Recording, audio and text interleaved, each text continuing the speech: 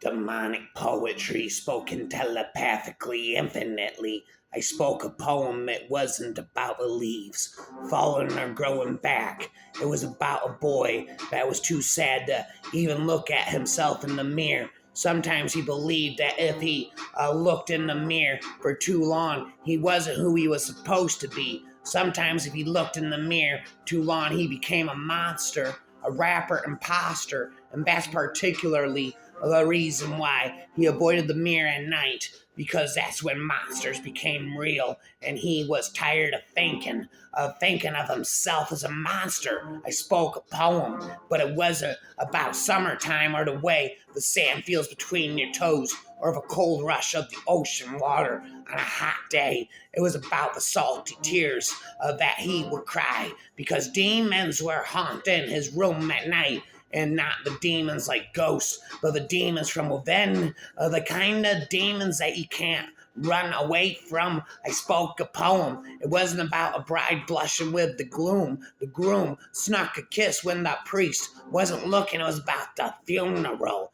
we gave you. It was about the hundreds of people who stood in line just to see one last time before you're put in the ground. It wasn't about me staring at your chest from afar, hoping that it would move. That maybe this was one of your famous jokes, and maybe your lungs would start working again, along with your heart wrapped from the start. Whoa, whoa, whoa, whoa, whoa. Demonic nursery, demonic poetry, speaking never endingly for all of eternity, telepathically. This is my demonic nursery, spoken poetry for eternity. This is my demonic nursery, speaking poetry telepathically through demonic entities, never endingly. This is my demonic nursery. What must be wrong with me? Like a rag doll in the rain, your love hence purpose is gone. Now you're forced to endure the pain as you realize you weren't just a pawn in your story. This was the great love, and his, you were just a bit part, as insignificant as an old glove he tears out your still beating heart. My temple is covered in scars, each scar telling a story, though most of them are gory. None is more than so than ours. Of a large scar holds the key to the reasons of all the others be. No one but the two of us knows how the truly story goes. And so I cover the temple with scars, attempting to hide the true tale, then locked myself behind these bars. In the end, to no avail. A single matchstick is all it takes to brighten the chaotic dark.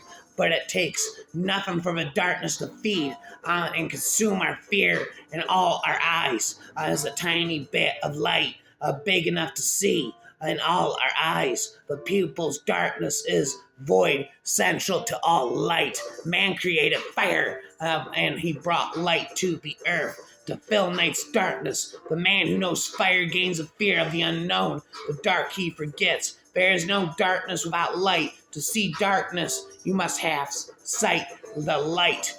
Come into the night. I'll hail the light. Rap immortality shall be granted to me. I am the pressed. I can not get the images out of my head. The voices, dark laughing, they show me murders they have caused and stain my hands with blood. None of them would be in my head if I had never joined that team, if I had never investigated that place, that wicked dark place. It started out okay, laughter and jokes between us all. Then we began to investigate, becoming professional and working as agreed. I walk around open to everything spiritual.